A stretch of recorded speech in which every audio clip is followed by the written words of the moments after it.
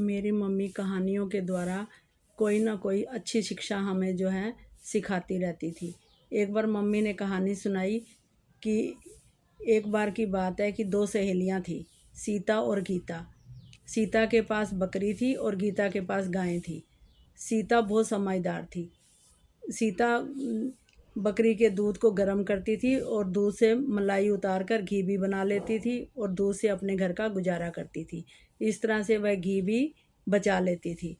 और जो गीता थी वो दूध का प्रॉपर इस्तेमाल नहीं करती थी और घी नहीं बनाती थी।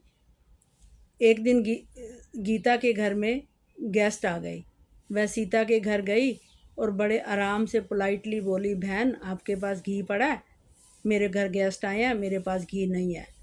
अब सीता तो बहुत समझदार थी, वो उसने घी बचाया हुआ था। उसने एक डिब्बा घी जो है गीता को दे दिया। काफ़ी दिन वो इंतज़ार करती रही कि गीता घी वापस करने आएगी, लेकिन वो नहीं आई। तो सीता एक दिन गीता के घर गई। उसने गीता को बोला, बहन मेरा घी वापस नहीं किया आपने।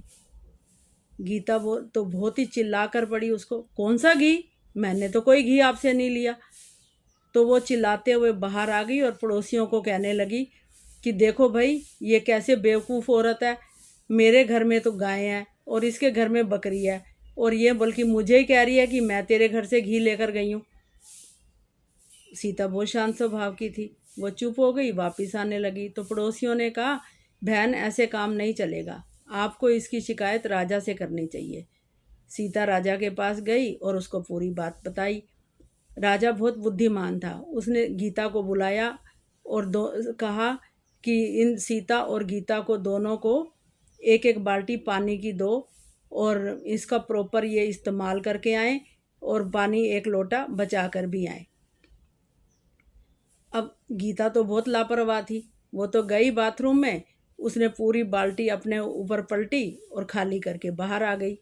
और जो सीता थी वो अपने साथ बाल्टी बाथरूम में ले गई और एक छोटी सी लुटिया ले गई ताकि कम कम पानी उस लुटिया से निकले।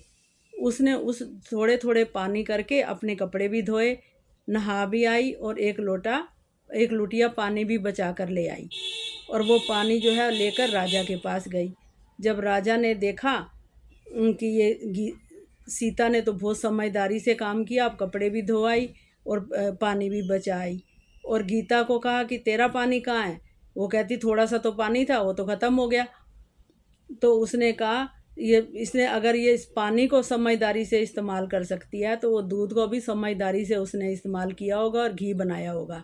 अब आप ऐसे करो, इसका घी वापस करो और नहीं तो आपको जेल होगी। ये सुनकर हमें मम्मी ने कहा कि ये शिक्षा मिलती है कि देखो हमें अपना जो है काम बड़ी समझदारी से करना चाहिए।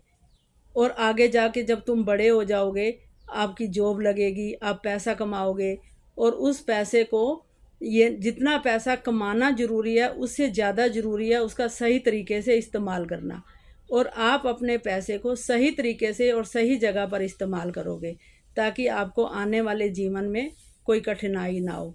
और मैंने मम्मी की बात उस दिन ये गांठ बांध ली। और आज भी जो है मैं जब मम्मी की इसका बात को याद करती हूँ तो उनका बहुत बहुत धन्यवाद करती हूँ। Thank you.